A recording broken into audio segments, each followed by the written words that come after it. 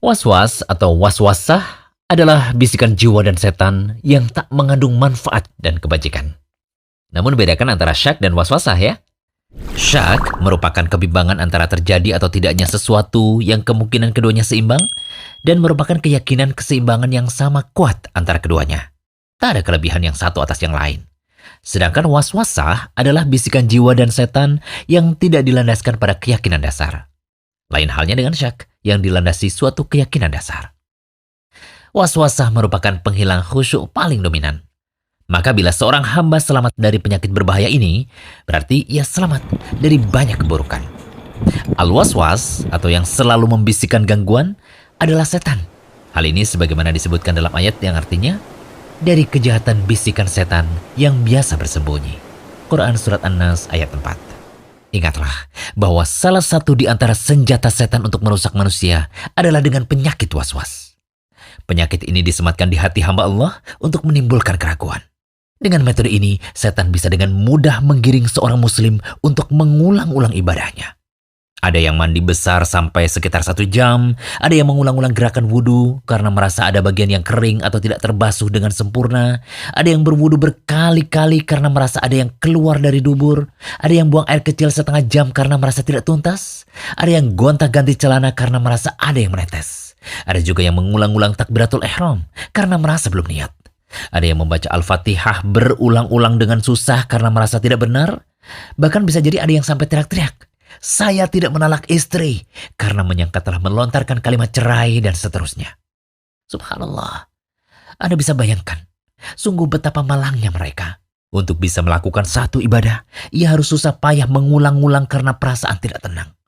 Penyakit was-was ini selalu menggelayuti hatinya dalam beribadah. Sebelum membahas tentang cara mengobati was-was, terlebih dahulu kita pahami sebab-sebab munculnya was-was dan gejala-gejala waswasah pada orang yang mengidapnya.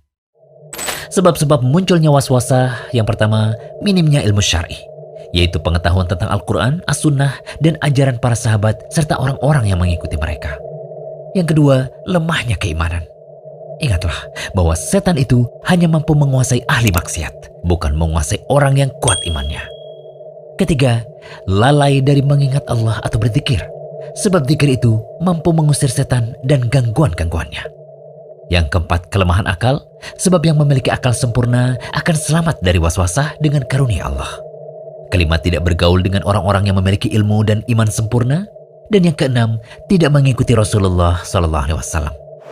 Sementara gejala-gejala waswasah pada orang yang mengidapnya, yang pertama, lama dalam melakukan istinja, wudhu atau mandi. Yang kedua, mengulang-ulang wudhu, toharo atau sholat, bahkan berlebih-lebihan dalam menggunakan air untuk bersuci dan mengulangi ibadah-ibadah ini karena menganggapnya tidak sah. Ketiga, mengulang-ulang huruf dalam melafalkan bacaan-bacaan Al-Quran, doa-doa sholat, dan lainnya. Keempat, mengganti baju karena menyangkanya terkena najis. Dan yang kelima, bisikan yang terkait dengan hal akidah. Dari Abu Hurairah radhiyallahu anhu yang mengatakan bahwa Rasulullah SAW bersabda, "Setan datang pada salah seorang dari kalian lalu mengatakan, 'Siapa yang menciptakan ini? Siapa yang menciptakan ini?' Hingga ia mengatakan, 'Siapa yang menciptakan roh?' Bila ia sampai pada hal yang demikian itu, hendaklah ia berlindung kepada Allah dan segera berhenti darinya." Hadis riwayat Bukhari dan Muslim. Dalam riwayat Muslim, redaksi hadisnya berbunyi, "Tak henti-hentinya manusia saling bertanya, hingga dikatakan, 'Ini Allah telah menciptakan semua makhluk. Lalu siapa yang menciptakan Allah?' Siapa mendapati sesuatu dari hal ini, hendaknya ia mengatakan, 'Aku beriman kepada Allah.'" Nah, selanjutnya kita bahas cara mengobati waswas. Yang pertama, menuntut ilmu syariat atau mendalami ilmu agama. Kedua, memperkuat keimanan dengan mengerjakan amal-amal ketaatan dan ibadah-ibadah sunnah. Kemudian senantiasa ingat kepada Allah di segala kondisi. Bergaul dengan orang-orang soleh dan orang-orang yang dapat memberi manfaat. Kemudian mengetahui bahwa kebenaran itu hanya apa yang dibawa oleh Rasulullah SAW. Lalu keenam, mengakui bahwa waswasa adalah kebatilan yang paling batil. Ketujuh, memohon perlindungan kepada Allah dari godaan setan.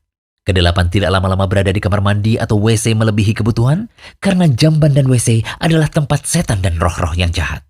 Dan yang terakhir, memercikan air pada kemaluan setelah istinja dan celana untuk mengantisipasi waswasah dari jiwa. Hal ini sebagaimana yang disebutkan dalam hadis Al-Hakam bin Sufyan Ats-Tsaqafi. Ia berkata, Rasulullah SAW apabila kencing, beliau berwudu dan memercikan air pada kemaluan. Hadis riwayat Abu Daud, Ibnu Majah, dan An-Nasai. Al-Hafidz Abu Thahir mengatakan bahwa hadis ini hasan.